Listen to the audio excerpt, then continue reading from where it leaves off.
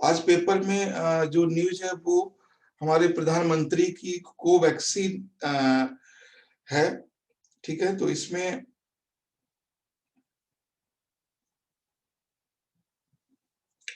ये आपके शायद मैंने डिस्कस किया होगा, कोविन पोर्टल।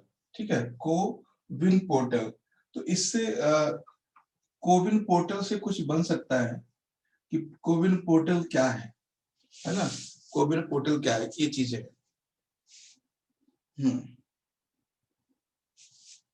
एक बात मैं आपको बता।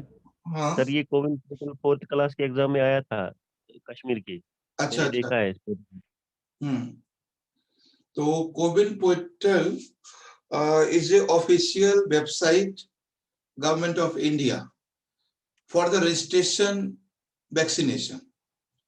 If particular person, any one person want to vaccinate, you want to vaccine, register here. अभी इसमें 24 लाख सिटीजन लोगों ने और हेल्थ केयर ने यहाँ पे लगभग कितना है इस बार डेटा इन्होंने दिया है, बहुत ज्यादा लोगों ने 24 लाख से ज्यादा 24.5 लाख लोगों ने यहाँ पे रजिस्टर करवाया है वैक्सीनेशन करवाने के लिए। तो आप भी करवा सकते हो यहाँ पे। तो बट यही समझना है, that is a government website, है ना? Government web portal. ठीक है, तो ये गवर्नमेंट वेब पोर्टल है। और ये इसका जो मेन ऑब्जेक्टिव है वो आप समझ गए होंगे कि क्या है मेन ऑब्जेक्टिव्स। तो मेन ऑब्जेक्टिव ये है, फॉर रजिस्ट्रेशन वैक्सीनेशन, यानी वैक्सीन का टीका लगवाने के लिए यहाँ पे आप रजिस्टर कर सकते हो। उसके बाद आपको जब इससे पता रहेगा कि किस एरिया में कितना वैक्सीन देना है।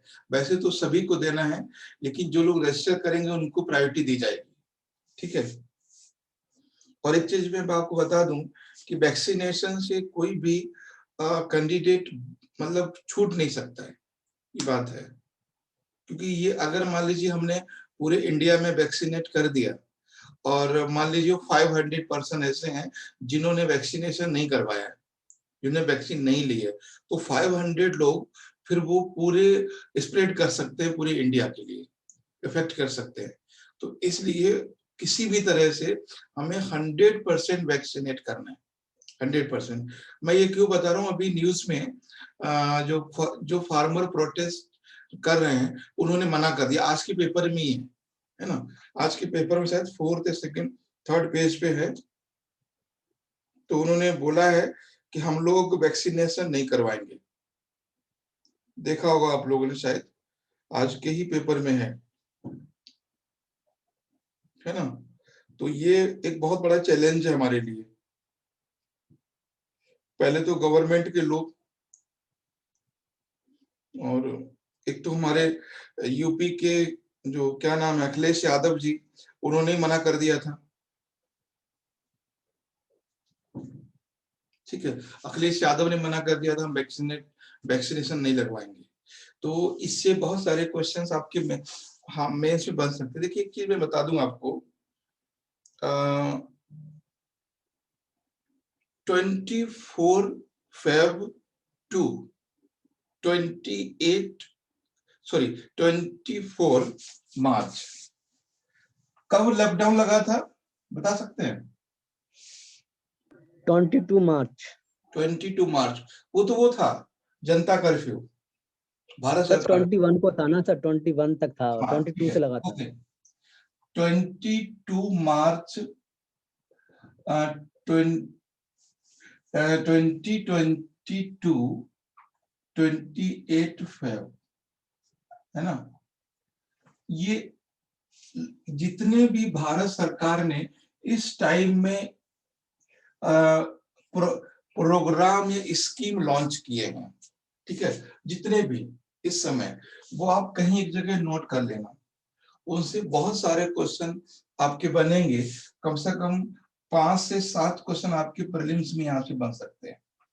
5 से 7 क्वेश्चन कम से कम मिनिमम मैंने आपको बताया कि जो तो ड्यूरिंग द लॉकडाउन पीरियड बहुत सारे ऐसे प्रोजेक्ट हैं, बहुत सारे, यानी यूं कह लीजिए कि 1 साल का करंट अफेयर चाहिए, क्योंकि ये भी इस नेक्स्ट ईयर यूपीएससी के मेंस में ये क्वेश्चन जरूर आने वाला है कि what was the major step taken by the government during the कोविड-19। क्या क्या कोविड-19 के दौरान गवर्नमेंट ऑफ इंडिया ने स्टेप लिए, क्योंकि जब हम बहुत दूर आ जाते हैं तो हमें एक पिक्चर बनानी होती है कि what was the struggle, what was the taken steps. तो ये क्वेश्चन आपका, क्योंकि अक्टूबर में मेंस होना है, तो अक्टूबर में मेंस होने के समय ये क्वेश्चन आपका बन सकता है कि भारत सरकार के द्वारा कोविड-19 के समय कौन कौन से स्टेप लिए गए थे, उसका रीजन बताऊं मैं क्यों। that will be message for the other country, that will be message for the other country, क्योंकि हम लोग जो हैं बाकी कंट्री से कम इफेक्ट हुए हैं, इसलिए हम लोगों ने क्या किया ये दुनिया जानना चाहती है, और हमारी सरकार ने क्या किया ये भी दुनिया जानना चाहती है, और क्या क्या चीजें नेगेटिव रही ये भी दुनिया जानना चाहती है कि कौन कौन सी ऐसे पॉइंट्स थे जहां हम फेल हुए लॉकडाउन के समय, क्योंकि ये जो कंडीशन है वो फ्यूचर में कभी भी आ सकती है। तो हर इंसिडेंट को लोग रिसर्च करके रखना चाहते हैं। जैसे हमारा जो माइग्रेशन का स्टेप था वो फेल हो गया, तो वो क्यों फेल हुआ उस पर भी लोग रिसर्च कर रहे हैं, ऐसा नहीं होना चाहिए, ठीक है। और जो भी स्टेप लिए गए इस समय उसमें भारत में, क्योंकि आपको शायद कल परसों, हाँ परसों वाले डीडी न्यूज में दिया हुआ है कि हमारा जो फूड ग्रेन है, शायद अभी भी मेरे पास वो होगा उसका स्क्रीन, तो मैं आपको दिखाता हूँ। ये न्यूज है डीडी न्यूज की, मैं आपको स्क्रीन पे ले चलता हूँ। डीडी न्यूज की है ये, डीडी न्यूज का स्क्रीनशॉट है ये वाला, ठीक है। Food grain production to touch the all time high over 303 million ton, यानी जो फूड ग्रेन है उसमें एक हाई लेवल का ग्रोथ हुआ है इस समय, ठीक है। ये भारत सरकार का डेटा है, union agriculture ministry said, union की मिनिस्ट्री ने बोला है कि ऑल टाइम्स हाई ओवर, सबसे ज्यादा यहाँ पे ये ग्रोथ हुआ है फूड ग्रेन पे। और बाकी चीजें ये सारी जो न्यूज है वो उसी की है, जैसे ये है ministry of agriculture and farmer welfare finalize product for the one district one focus product. ये भी गवर्नमेंट का बहुत अच्छा स्टेप था। तो अखैर ये तो और फिर और शायद न्यूज मैंने ये शायद करवा दी है आपकी, हाँ ये भी एक न्यूज थी कल वाले। आप शायद इसकी जो फॉन्ट है इसको फॉन्ट से समझ रहे होंगे किसका है ये, ठीक है। एआईआर न्यूज से है ये। National bamboo mission organize national conference on the opportunity and the challenges for the bamboo in India. तो ये भी कॉन्फ्रेंस हुआ है 27 फेब को हुआ है, और ये वर्चुअल हुआ है, ठीक है, ये वर्चुअल हुआ है। तो आप समझ रहे हैं कि इतने सारे यहाँ पे खासकर ये जो अचीवमेंट है ये अपने आप में ये बहुत बड़ा अचीवमेंट है ये वाला, ठीक है। और कल के पेपर, कल में आपने राज्यसभा टीवी पे सुना भी होगा, राज्यसभा टीवी पे सुना भी होगा कि जो जीएसटी कलेक्शन हुआ है वो फेब तक मतलब 3 टाइम्स है, 3 to 4 टाइम्स हर समय से ज्यादा। तो जीएसटी कलेक्शन बढ़ा है। हमारे यहाँ का जो सबसे बड़ी बात है सीएडी है ना, ये कम हुआ है। सीएडी समझते हैं, current account deficit, current account deficit ये पहली बार है जो कम हो गया है, पहली बार सरप्लस में हुआ है ये सीएडी, करंट अकाउंट डेफिसिट। इसका मैंने रीजन बताया था आपको। हिंदी में क्या बोलते हैं इसको, करंट चालू वित्तीय घाटा, ऐसा ही कुछ होगा। हाँ, करंट अकाउंट डेफिसिट, चालू वित्तीय घाटा। हाँ चालू वित्तीय घाटा, राजस्व घाटा जो भी है, तो उसको ये CAD कहते हैं, करंट अकाउंट डेफिसिट। तो ये पहली बार कम हुआ है। तो ये कई सारी ऐसी चीजें हैं। और अगर हम बात करेंगे पूरे वर्ल्ड लेवल पर डेथ की ड्यूरिंग द कोविड-19, वो भी कम हुई है। तो आपको 3 चीजों से समझना है इस चीज को। पहला पॉइंट, हम लोग उतने इफेक्ट नहीं हुए जितना अदर कंट्री हुआ है। तो उसका रीजन, पहला government of India, second people of India, and the third climatical and geographical condition of India. तीनों पॉइंट्स भी हमें समझना है। मतलब क्या पीपल ऑफ इंडिया, यहाँ के लोग ऐसे हैं जिस वजह से हम लोग कम इफेक्ट हुए हैं, या इंडिया का क्लाइमेटिक फीचर या ज्योग्राफिकल फीचर या बायोलॉजिकल फीचर कुछ ऐसा है जिससे हम लोग कम इफेक्ट हुए हैं, या भारत सरकार इतना स्ट्रॉन्ग स्टेप लेती चली गई जिससे हम कम इफेक्ट हुए। इन तीनों पॉइंट्स पे हमें समझना है और लोगों को बताना है कि ऐसा क्यों हुआ है। ठीक है, ऐसा क्यों हुआ है। देखो, लॉकडाउन USA में लग गया, UK में लग गया, इटली में लग गया, यहाँ तक कि जापान, सिंगापुर, ऑस्ट्रेलिया में लग गया, उसके बाद हमने लगाया है। तो गवर्नमेंट ने वही किया है जो बाकी लोगों ने किया है ना। गवर्नमेंट उतना भी नहीं कर पाई है कि लोगों को घर पहुंचा सके। तो सिर्फ गवर्नमेंट को क्रेडिट देना सही नहीं है। ठीक है, जो मेन रीजन है, तो पीपल इंडिया का बहुत बड़ा रोल है ना इसमें एक तरह से। किसका? सर, जो जनसंख्या है उनका भी तो अपने आप में रोल है। जनसंख्या कैसी है? सर, जैसे उनका इम्यून सिस्टम अच्छा है और एक यस, दूसरे का सहयोग करते रहे हैं आपस में।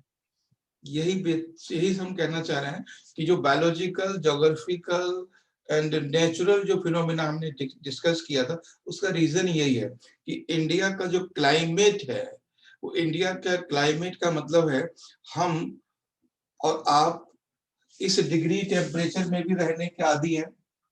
ठीक है, इसमें, और हम इसमें भी हैबिचुअल हैं। क्यों? देखा है कि नहीं? हमने तो भाई देखा है ये दोनों टेम्परेचर। तो हम लोग यस सर। इस हैबिचुअल, और हम लोगों के समय में क्या होता है, जो 4 बार हम लोग सीजन चेंज से गुजरते हैं। 4 बार। पहला सीजन चेंज पता है ना कब कब होता है? पहला सीजन चेंज होता है हमारा, पहला क्या, जब भी देखते हैं, अरे 21 March first season change according geography बात करें तो। समर आ जाती है। एंड सेकंड 21 जून, ये ज्योग्राफी की बात करें। उसके बाद 23 सितंबर, ये सीजन चेंज। उसके बाद 22 दिसंबर, ये सीजन चेंज अकॉर्डिंग ज्योग्राफिकल बात करें तो। ठीक है, तो 4 बार हमारा सीजन चेंज होता है। और जितनी बार सीजन चेंज होता है उतना ज्यादा, मतलब हम लोग अलग एक टेम्परेचर से या एक सीजन से दूसरे सीजन में जाते हैं। तो हम लोग सीजन चेंज के हैबिचुअल है, सीजन चेंज के भी हैबिचुअल है, टेम्परेचर के भी हैबिचुअल है ना। और हमारे इंडिया में अभी एक डेटा आया था, तो जो RO का वाटर है वो 3.3% लोग ही, 3.2% लोग RO का पानी पीते हैं पूरी इंडिया में। डेटा भी आया था कि 3.2%, यानी 5% भी लोग RO का पानी नहीं पीते, मतलब प्यूरिफाई पानी नहीं पीते 5%। आप समझ रहे हो, ये हालत है। ठीक, और सबसे ज्यादा, और जो प्यूरिफाई पानी पीने वालों का जो नंबर है वो है मेट्रो सिटी का, सबसे ज्यादा लोग स्वच्छ पानी मेट्रो सिटी की पीते हैं, खासकर कलकत्ता, मुंबई, चेन्नई, दिल्ली। और लोग कहते हैं यहाँ का पानी अच्छा नहीं है। इसका मतलब समझ रहे हैं आप? इसका मतलब है कि यस सर। जो, हाँ, जो हम सर लोग, उनको हैबिट नहीं है ना एक तरह से अदर्स वाटर पीने में, उनको आरओ ही चाहिए। नहीं आरओ तो चाहिए, लेकिन मैंने कहा आरओ कोई गलत नहीं है ना। राहुल गांधी बचपन से पी रहे हैं तो ठीक है, क्या प्रॉब्लम है? तो इस अर्बन एरिया में प्यूरिफाई पानी पीने का रीजन ऐसा नहीं है सिर्फ हम ही आरओ का पानी पीते हैं, ऐसा नहीं है, ठीक है? या प्यूरिफाई पानी हम अकेले पीते हैं, जो सब्जी बेचता है वो भी पानी वही पीता है, बस हम ये डबल आरओ का पानी पीते हैं। मतलब एक बार प्यूरिफाई होके आता है, उसके बाद जो हमारे घर में खुद का आरओ है वो प्यूरिफाई करता है, बस फर्क इतना है। लेकिन जो प्यूरिफाई एमसीडी के थ्रू होके आता है, जो गवर्नमेंट और दिल्ली गवर्नमेंट या जो बीएमसी है या जो भी आपके यहाँ नगर पालिका नगर निगम है, तो वो पानी प्यूरिफाई करके आप तक भेजता है।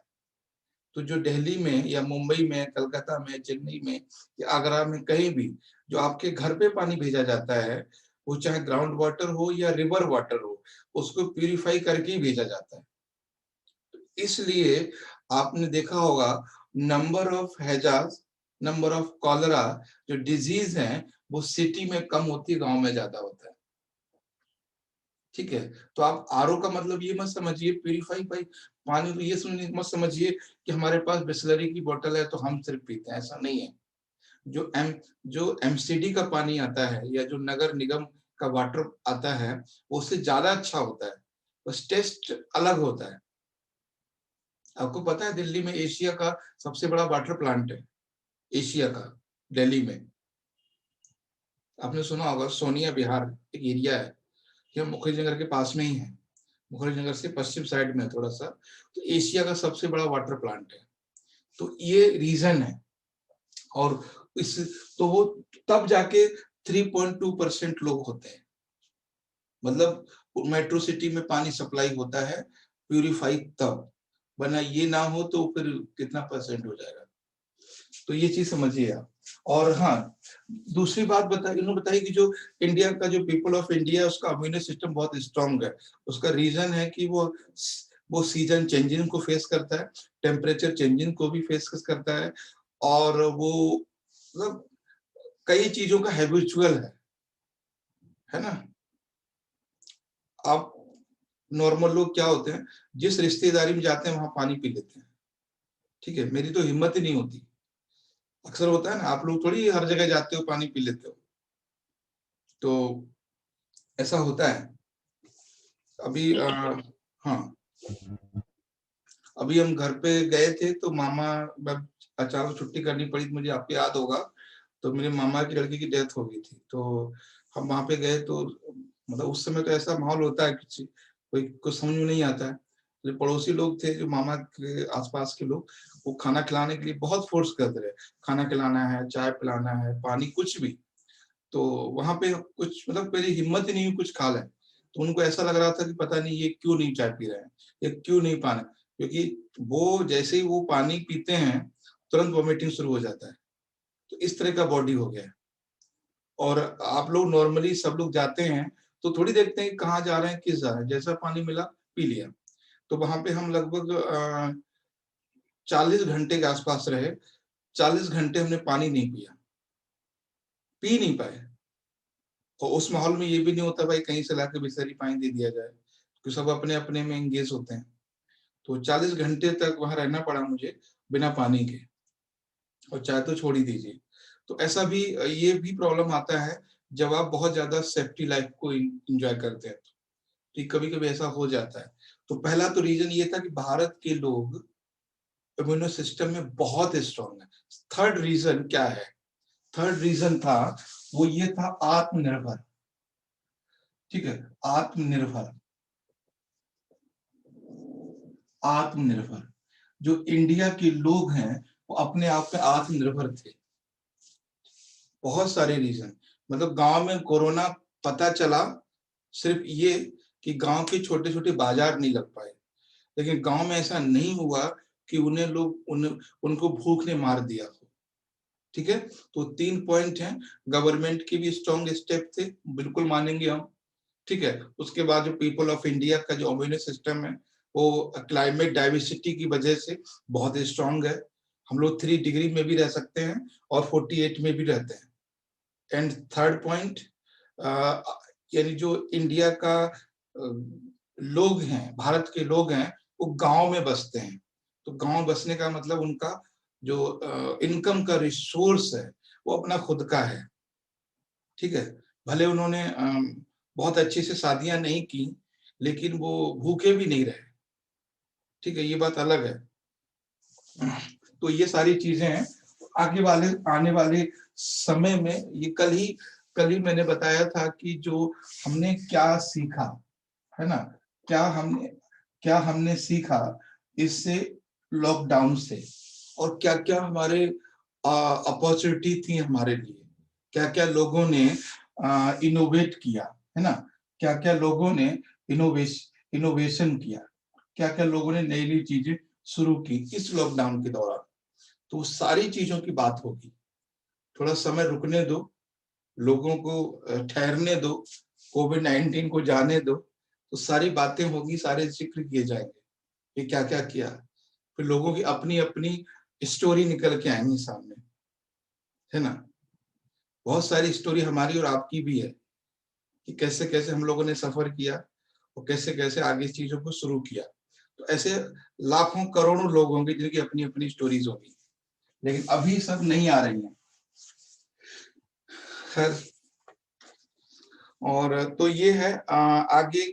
तो जो कोविन पोर्टल है, इससे क्वेश्चन बन सकता है, जो बना है। उसके बाद मैं आपको बता दूं कि कल एक न्यूज थी बहुत, आज ये थी अमेजेनिया। आप लोगों ने सारे ने पढ़ा ही होगा। ठीक है, अमेजेनिया 1। तो ये पढ़ा है क्वेश्चन, है ना, टॉपिक पढ़ा होगा आप लोगों ने।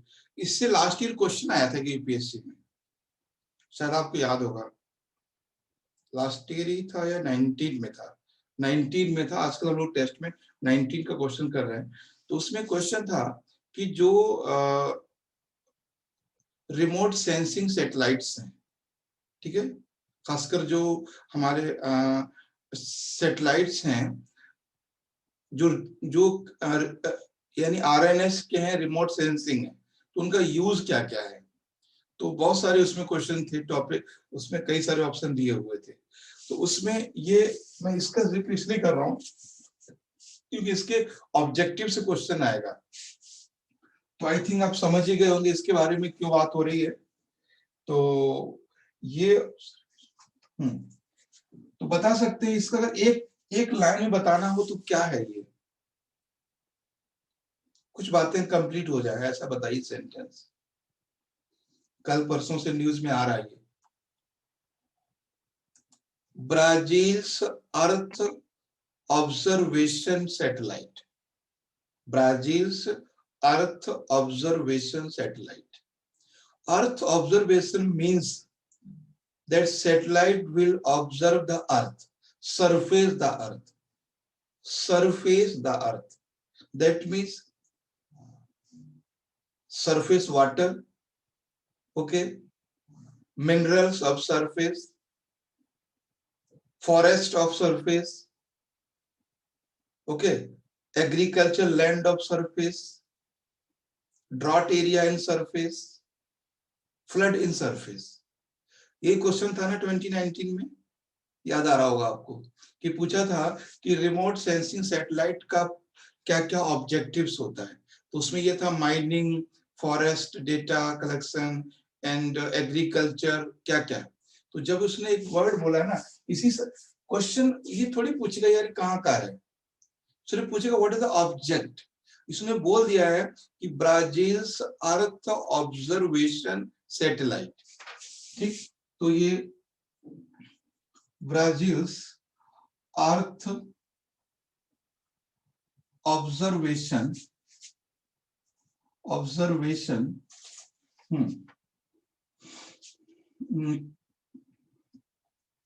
ठीक है, ऑब्जर्वेशन सैटेलाइट, तो ऑब्जर्वेशन सैटेलाइट, तो ये ध्यान रखना है कि अर्थ ऑब्जर्वेशन यानी पृथ्वी का जो सरफेस है उसको ये ऑब्जर्व करेगा। तो ये चीज आपको अच्छे समझना है, अर्थ पे क्या क्या है, क्वेश्चन यहां से बनता है। ये बताएगा कि कहां पर फ्लड है, एरिया है, ये बताएगा कहां पर सूखा है, ड्रॉट है, ये बताएगा कि किस एरिया में ज्यादा फॉरेस्ट है, किस एरिया में कम फॉरेस्ट है, ये बताएगा कि किस एरिया में वेरिन लैंड है, किस एरिया में एग्रीकल्चर लैंड है, ये बताएगा कि किस एरिया में माइनिंग है, किस एरिया में माइनिंग कम है, किस एरिया में माइनिंग ज्यादा है। ठीक है, तो ये सारे इसके ऑब्जेक्टिव्स हैं, ठीक है। तो ये चीज आपको ध्यान रखना है, जब भी अर्थ ऑब्जर्वेशन सैटेलाइट होता है तो ये सारी चीजें बताता है जो सरफेस पे अवेलेबल हैं। जैसे मान लीजिए क्वेश्चन मैंने वहां डिस्कस किया था, अगर हम कैमरा यहाँ पे लगा देते हैं, ठीक है, तो कैमरा में ऐसा नहीं है सिर्फ हम कैच होंगे, जो जितना यहाँ सिस्टम है, लाइट है, लैपटॉप है, व्हाइट बोर्ड है, जितना भी मार्कर, सब कुछ कैच होगा। तो उसी तरह से आपको याद रखना है अर्थ ऑब्जर्वेशन सैटेलाइट का पर्पस क्या है, क्वेश्चन यही बना है। Okay, and earth observation satellite always settled in the ionosphere में ये सैटेलाइट सेट किए जाते हैं, ठीक है, ऑर्बिट में। तो बाकी चीजें तो आप पता होंगी आपको कि PSLV क्या नाम था, C51 ना, C51 ना, यही है, सॉरी C51, PSLV C51 कहां से छोड़ा गया है, तो पता है आपको, सतीश धवन स्पेस सेंटर श्रीहरिकोटा, वो आपको पता है, सतीश धवन श्रीहरिकोटा। और 17 छोड़े गए हैं शायद ब्राजील के, हाँ 17 सैटेलाइट है। हाँ, तो इसमें 19 है जो था, 5 जो है वो इंडिया के सैटेलाइट हैं और 13 सैटेलाइट यूएसए के हैं और एक अमेजोनिया है ये, ठीक है, तो ये है। और सर पर और रिपीट कर दीजिए, कट गया। अच्छा, हमने सिर्फ इतना बताया है कि Amazonia 1 is a satellite, is a Brazil's earth observation satellite, यानी अर्थ ऑब्जर्वेशन यानी पृथ्वी को ऑब्जर्व करेगा, पृथ्वी का निरीक्षण करेगा। पृथ्वी का निरीक्षण करने का मतलब है, इसके पर्पस होंगे data collection of forest coverage या green coverage, data collection of flood area, data collection of drought area, data collection of mining, data collection of barren land, data collection of agriculture land. Okay, ये सारे data को वो collect करेगा, ये इसका objective है। तो बाकी आपको पता है PSLV C1 से छोड़ा गया है और ये श्रीहरिकोटा से सतीश धवन स्पेस सेंटर से छोड़ा गया है और ये न्यू स्पेस इंडिया का पहला प्रोजेक्ट है, न्यू स्पेस इंडिया। ये आपको पता है क्या है ये न्यू स्पेस इंडिया? अच्छा, इसरो और न्यू स्पेस इंडिया में क्या रिलेशन है, क्या डिफरेंस है? न्यू स्पेस इंडिया,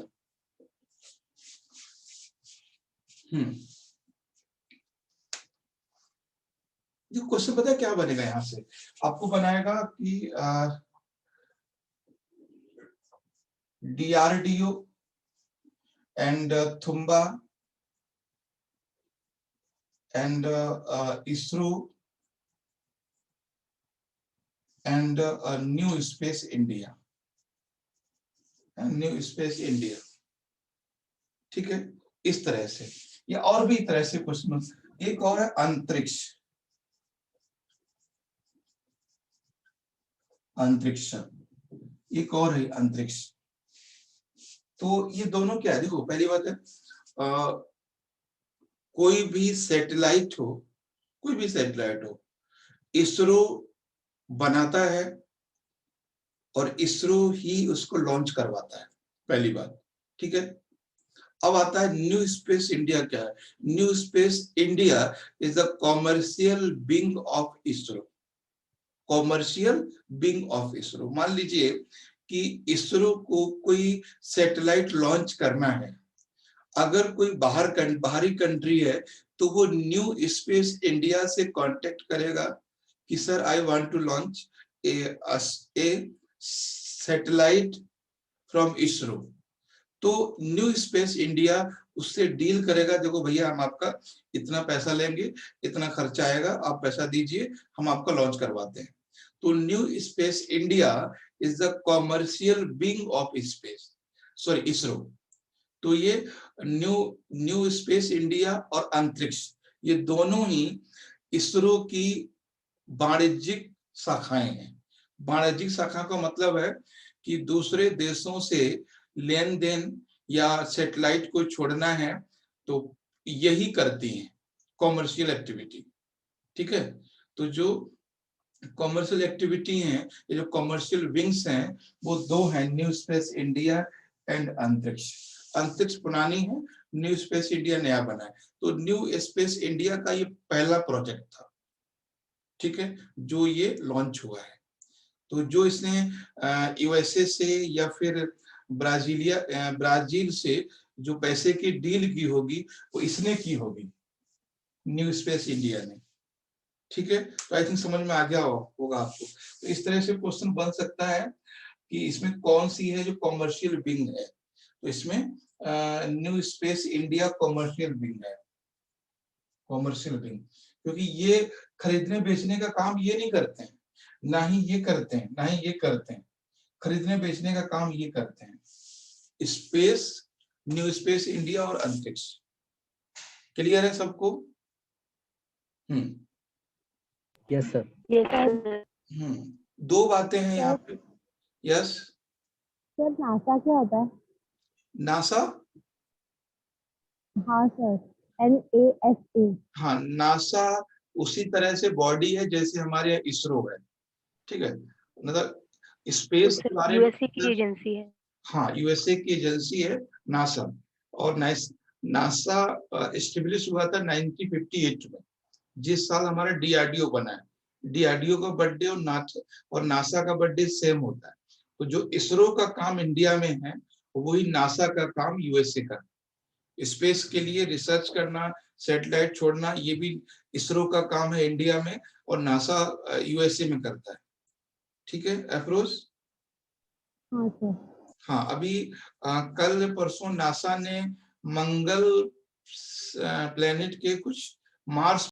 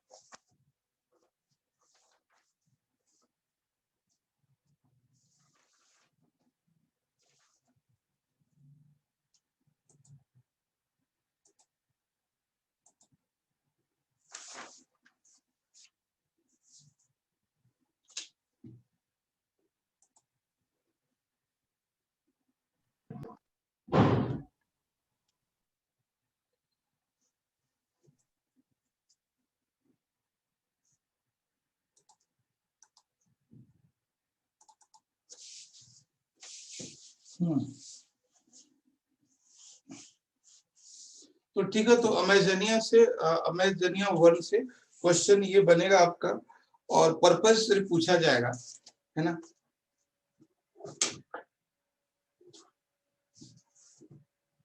जब तक आप क्वेश्चंस को नहीं देखते आप नहीं समझ पाते कि क्या क्वेश्चन हो सकता है ना। इसलिए क्वेश्चन बहुत जरूरी है। यस अल्ताफ सर ये जो PSLV GSLV सर, मैं रिक्वेस्ट करता हूँ कि आप इसके बारे में थोड़ा बहुत कह दीजिए सर, एक्सप्लेनेशन दीजिए सर, क्योंकि 2016 में 2018 में इस पे एक क्वेश्चन आया है सर। देखें, PSLV GSLV, ठीक है। पहली बात, both are launcher vehicle, rocket launcher vehicle, दोनों से। पहली बात पूछेगा PSLV एंड GSLV क्या है, तो ये सैटेलाइट को छोड़ने वाले लॉन्चर है। लॉन्च मतलब क्या कहते हैं, व्हीकल है, ठीक है। तो PSLV and GSLV is a rocket launcher. जैसे मान लीजिए ये हमने कोई रॉकेट, कोई एक लोग ये बनाया है, और यहाँ पर एक से, और यहाँ पे हम चीज क्या रखने वाले हैं, क्या हम यहाँ पे रखेंगे, तो बस ये कैरियर करता है, उसको कैरी करता है। तो ये कह सकते हैं that is a vehicle. Sir इसके इंजन में आया है सॉलिड लिक्विड जो हाँ, अभी एक हम फ्यूल। बात करें, पहले से जितना समझाने की कोशिश कर रहे हैं ये है क्या। बस इतना समझना है कि ये सैटेलाइट को ले जाने वाले यान हैं, उपग्रह को ले जाने वाले यान हैं, सैटेलाइट लॉन्चर व्हीकल, या that is a rocket launcher vehicle, ठीक है। तो ये एक व्हीकल है, यान है। अब देखते हैं PSLV, polar satellite launcher vehicle. अगर हमें कोई नॉर्मल सैटेलाइट, ध्यान दीजिएगा, अगर हमें कोई नॉर्मल सैटेलाइट भेजना हो तो हम PSLV का यूज करते हैं, ठीक है। Geosynchronous launcher vehicle. तो GSLV और PSLV में डिफरेंस समझिए क्या है। अभी जो कल छोड़ा गया है ये भी PSLV से छोड़ा गया है। दोनों में एक तो फर्क ये है कि जो मैक्सिमम सैटेलाइट हैं वो PSLV से छोड़े जाते हैं। उसका रीजन है कि PSLV सैटेलाइट में केवल और केवल लिक्विड फ्यूल का यूज होता है या सेल फ्यूल का यूज होता है इस PSLV में। दोनों में बेटर कौन है ये समझना है। दोनों में GSLV ज्यादा बेटर है ना। GSLV इसलिए बेटर है क्योंकि GSLV में 3 तरह का फ्यूल होता है, सॉलिड, लिक्विड एंड गैस। जब ये जाते हैं तो 3 तरह के इसमें फ्यूल होते हैं, सॉलिड होता है, लिक्विड होता है और गैसेस होता है, ठीक है। तो GSLV क्यों बेटर है पहले ये समझना है। जितने भी सैटेलाइट हैं जो कम्युनिकेशन सैटेलाइट हैं, communication always need the high level या हाई रेंज सैटेलाइट, इनको काफी ऊंचाई पर लगाया जाता है जो कम्युनिकेशन सैटेलाइट होते हैं। तो कम्युनिकेशन सैटेलाइट के लिए हमें GSLV का यूज करना होता है। और GSLV में इंजन जो होता है वो क्रायोजेनिक इंजन होता है। 2013 या 14 से पहले हमारे पास क्रायोजेनिक इंजन नहीं था। हम रसिया से परचेज करते थे, उसके बाद हम उनको छोड़ते थे, और जो काफी कॉस्टली होते थे, उनकी कॉस्ट मिलियन बिलियन में होती थी, ठीक है। तो आप समझ गए कि ये रॉकेट लॉन्चर हैं, ये भी रॉकेट लॉन्चर हैं, बस इसमें जो है ये ज्यादा बेस्ट है, ये बेस्ट है क्योंकि इसमें सॉलिड फ्यूल का यूज होता है या क्रायोजेनिक इंजन का इसमें यूज होता है। क्रायोजेनिक इंजन है उसमें -डिग्री में टेम्परेचर होता है जो क्रायोजेनिक इंजन है। अब ये तो बात हो गई, आप कभी आपसे पूछेगा कि दोनों में GSLV क्यों बेहतर है। उसका रीजन है कि GSLV ज्यादा हाइट तक किसी भी सैटेलाइट को ले जा सकता है इन कंपेयर द PSLV। पहली बात क्यों बेटर है उनसे, GSLV ज्यादा हाइट तक, दैट में go more height in compare of the PSLV, तो ज्यादा ऊंचाई तक जा सकते हैं GSLV रॉकेट, पहली बात। दूसरी चीज कि GSLV में जितने भी अगर GSLV में जो इंजन यूज होता है वो क्रायोजेनिक होता है, और क्रायोजेनिक इंजन में सॉलिड फ्यूल होता है, और सॉलिड फ्यूल की वजह से आप पूछते चाहिए ज्यादा दूर कैसे जा सकते हैं, ये भी क्वेश्चन होता है। सॉलिड फ्यूल में जो थ्रस्ट है वो ज्यादा होता है, सॉलिड फ्यूल में धक्का है वो ज्यादा होता है। सिंपल एग्जांपल आपको देते हैं। हम लोग नॉर्मली अपनी लाइफ में देखते हैं, कुछ लोगों ने गाड़ियां चलाई होंगी 4 व्हीलर, उन्होंने एक चीज देखा होगा, एक गाड़ी हमारे पास गैस की है, एक गाड़ी पेट्रोल की है, और एक गाड़ी डीजल की है। ध्यान समझिए तीनों चीजों को, आप समझ जाएंगे आप। एक गाड़ी डीजल है, एक पेट्रोल है, और एक गैस की है, ठीक। तो आप बताइए किस गाड़ी में पिकअप ज्यादा होगा, डीजल वाली में, या पेट्रोल वाली में, या गैस वाली में? दोनों में तीनों फर्क क्या है? डीजल वाली में ना, यस सर। हाँ, तो डीजल वाली में पिकअप होगा, यानी डीजल वाली में ज्यादा थ्रस्ट होगा।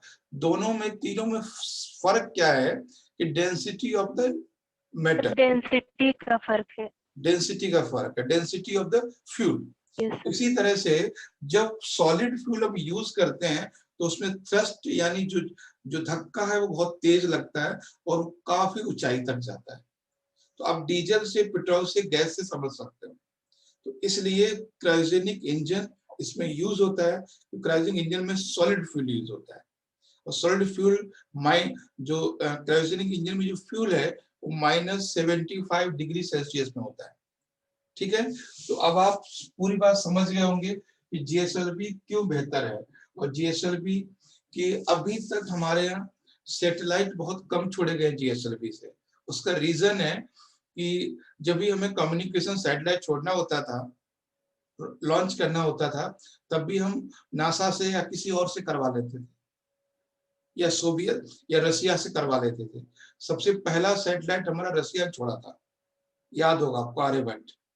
तो जो सैटेलाइट है या तो रसिया से लॉन्च करवा लेते थे या फिर नासा से, कुछ दिन पहले, है ना, कम्युनिकेशन सैटेलाइट।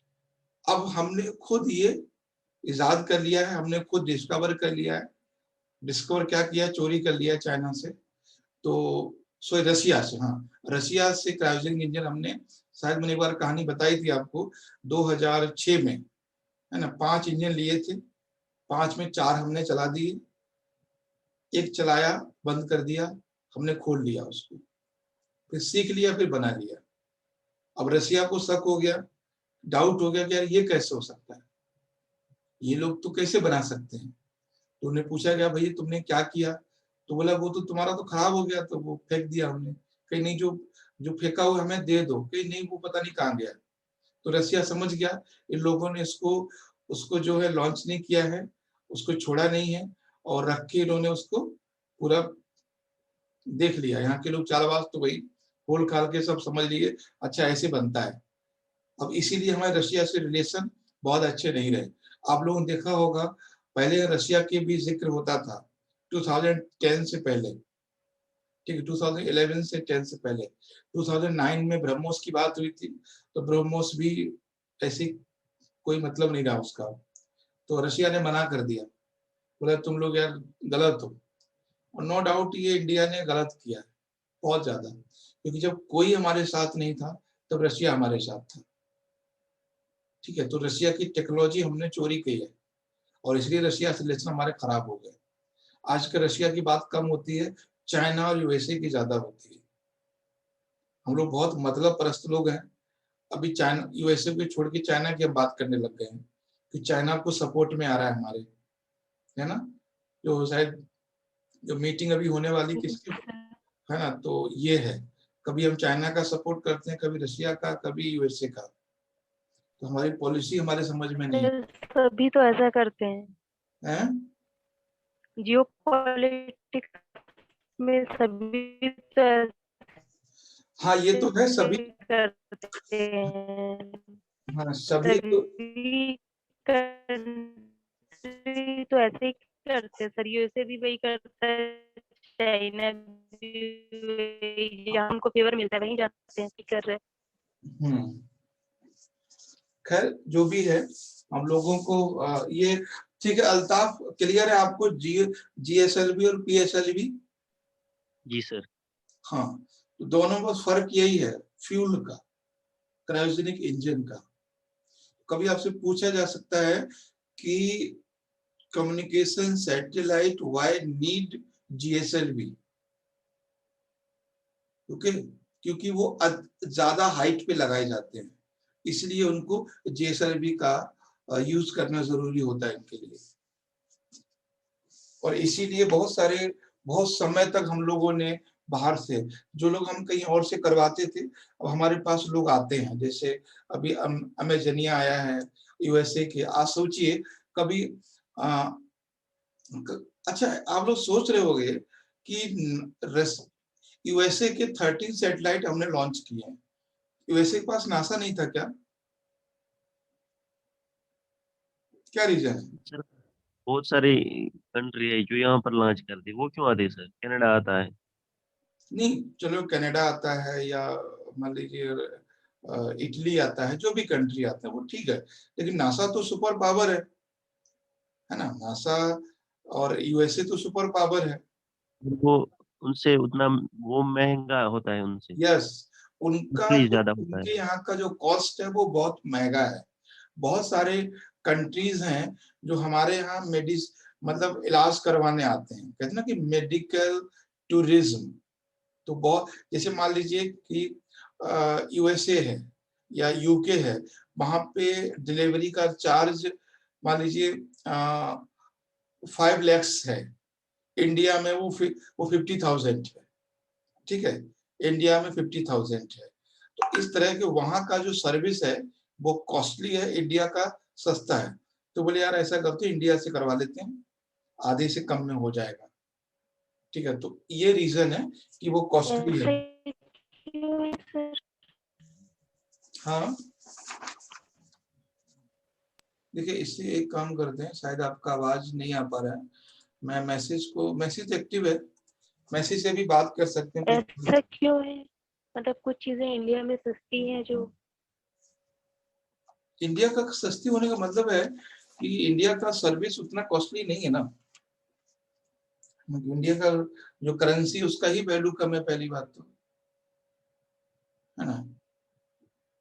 तो इंडिया में कॉस्ट कम होने का रीजन यही है कि इंडिया का करेंसी कम है, करेंसी का वैल्यू कम है, और इंडिया पर रिसोर्स ज्यादा है।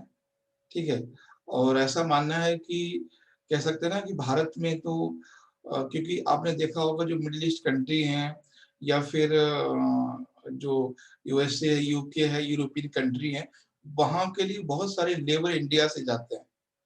क्योंकि इंडिया को रिक्वायरमेंट है, इंडिया का कोई एक लेबर है, अगर उसको, जैसे मान लीजिए एक USA का लेबर है, उसको चाहिए 5,000 पर डे, ठीक है, और इंडिया का लेबर है, उसको अगर 2,000 मिल गए बहुत खुश हो जाएगा, है ना? तो क्या करेगा वो? ठीक है, तो इंडिया के सस्ता है, ये रीजन है। ये सर हाँ, ये थोड़ी 5,000 में काम करेगा, नहीं, ये तो बोलो बहुत सही है। 2,000 मिले एक दिन तक काफी ठीक है, और इसलिए होता भी है, मिडिल ईस्ट कंट्री में जाते ही है। ठीक है, तो ये है। और बाकी हम लोग कल मिलते हैं क्लास में, और कोई डाउट हो तो बता दीजिए अभी। देखिए जितने भी हाँ,